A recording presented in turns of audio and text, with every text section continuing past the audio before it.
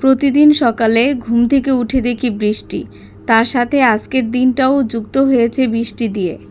প্রথম যখন বৃষ্টি হয় খুব ভালো লাগে, কিন্তু যখন টানা 3 থেকে 4 দিন বৃষ্টি হচ্ছে একাধারে, তখন আর ভালো লাগছে না। তবুও নিজের দায়িত্বে সংসারের সব কাজকর্ম পালন করা হচ্ছে। আর যেহেতু বৃষ্টির দিন, অলসতার দিন, কিভাবে জানি ঘড়ির কাঁটাগুলি তাড়াতাড়ি ঘুরে আর সময় জানি কিভাবে চলে যায়। আর বৃষ্টি মানেই মজাদার খাবার খেতে ইচ্ছে করে, তাই আজকেও মজাদার খাবার রান্না করব। আসসালামু আলাইকুম, আমার চ্যানেলে আপনাদের সবাইকে আমন্ত্রণ জানাই। কেমন আছেন সবাই? আশা করি সবাই অনেক ভালো আছেন।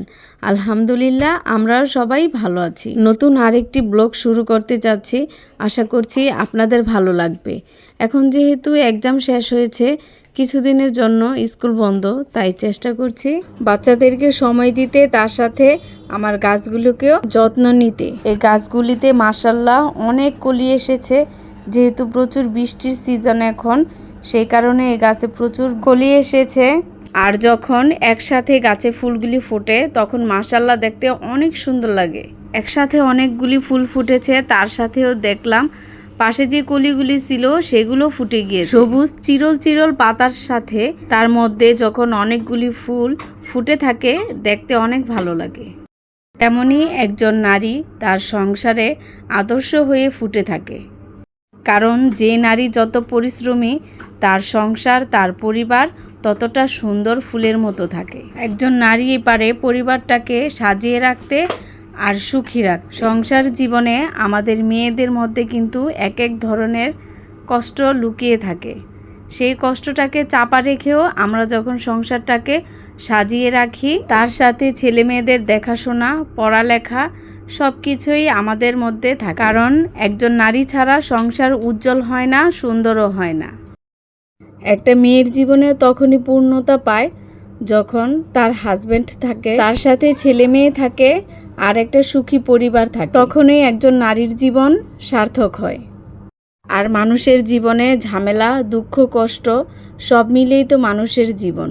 দুঃখ কষ্ট আছে বলেই মানুষ ভালো আছে, সুখে আছে। অনেক কষ্টের পরে যখন সুখ আসে, তখন কিন্তু সেই পূর্বের দুঃখের কথা মানুষ ভুলে যায়। সেই কারণেই মানুষের জীবনে সুখ দুঃখ মিলেই থাকে। আমাদের মধ্যবিত্ত পরিবারের সংসারটা কিন্তু অনেক সুন্দর, কারণ মধ্যবিত্ত পরিবারে দেখা যায় আয় বুঝে ব্যয় করা হয়, ছোট ছোট সব শখগুলি পূরণ করা যায়।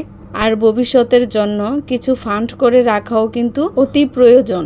আর একটা পরিবারে যখন স্বামী স্ত্রী দুজনে চাকরি করে, তখন সেই পরিবারটা অনেক ভালো করে চলে আর অনেক সুখ থাকে।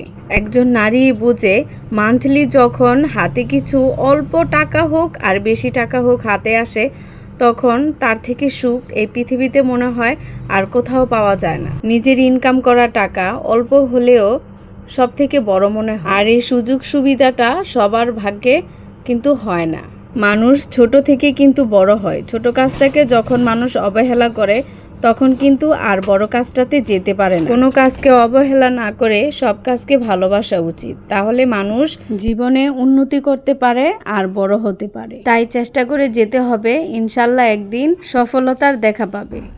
ঘরের যে কোনো ধরনের কাজ করার আগে আমি অবশ্যই একটা মাস্ক পরে নেই, কারণ ঘরে ঝাড়ু দেওয়ার থেকে শুরু করে সব ধরনের কাজই আমাকে করতে হয়। যেহেতু আগে হেল্পিং হ্যান্ড ছিল, এখন নেই, সেই কারণে আমি নিজের কাজ নিজেই করি।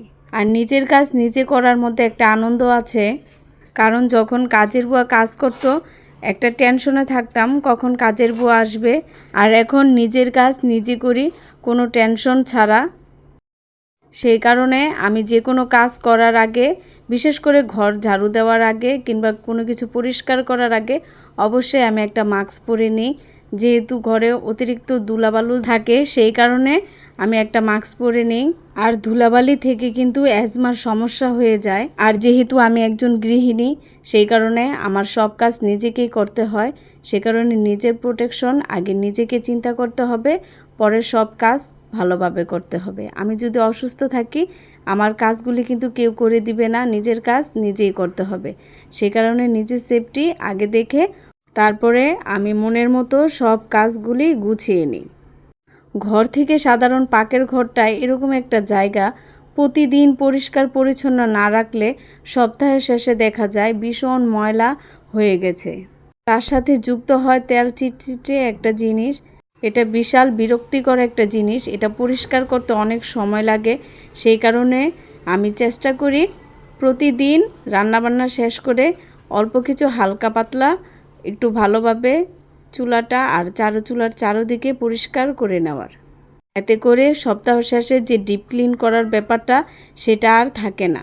এই কাজগুলিতে যদি অলসতা করি তাহলে দেখা যায় এটা পরিষ্কার করতে অনেক সময় লাগে। সেই কারণে প্রতিদিন যদি একটু একটু করে পরিষ্কার করা যায় তাহলে আর এই ঝামেলাটা থাকে না।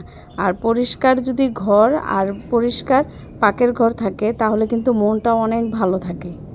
এখন পরিষ্কার করার পর কিন্তু আমার পাকের ঘরটাও অনেক সুন্দর লাগছে, দেখতেও যেমন ভালো লাগছে আর এখানে রান্না করতেও কিন্তু অনেক ভালো লাগবে।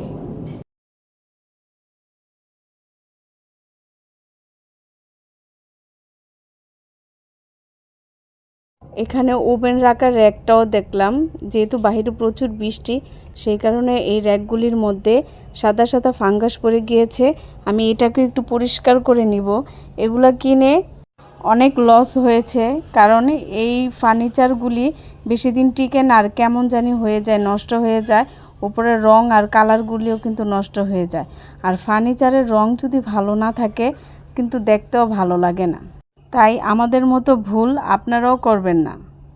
প্রয়োজন হলে কাঠের তৈরি করা আসবাবপত্র ব্যবহার করাটাই উচিত। আমার এই ফার্নিচারটাও একই অবস্থা। যেহেতু আজকে সকাল থেকে বৃষ্টি সেই কারণে আজকে তৈরি করেছি ঝাল ঝাল মুরগির মাংস আর হচ্ছে খিচুড়ি। আসলে বৃষ্টি মানে আমাদের ঘরে খিচুড়ি রান্না করতে হবে, কারণ বৃষ্টির দিনে খিচুড়ি খেতে অনেক মজা লাগে। আর আমাদের গাছের সেই বড় কাঁঠালটা পেরেছে আমার ছেলে, এটা পাকেনি সেই কারণে এটাকে ফেলে দিয়েছিলাম। এখানে রান্না করছি বিকেলের নাস্তায় বাচ্চাদের জন্য নুডলসটা এক একজন এক একভাবে রান্না করে। আমি কিন্তু নুডলসে সস ব্যবহার না করে শুধু সয়া সসটা ব্যবহার করি। এতে করে নুডলসের কালারটা অনেক সুন্দর হয় আর খেতে অনেক দুর্দান্ত লাগে। আর নুডলসটা যখন একটু বেশি তেলে ভাজা ভাজা করা হয় তখন খেতে আরও ভীষণ মজা লাগে। আমার ছেলের যেহেতু পরীক্ষা শেষ সেই কারণে ও একটু আনন্দ করে তারাবাতি জ্বালাচ্ছে। পরীক্ষার মধ্যে বাচ্চাদের যেহেতু আলাদা একটা বেশি প্রেশার থাকে, সেই প্রেশার থেকে বের হয়ে আমার ছেলে অনেক মহা খুশি। সেই খুশিতে রাতে একটু আনন্দ করছে। আজকে এই পর্যন্তই। আল্লাহ হাফেজ। আসসালামু আলাইকুম।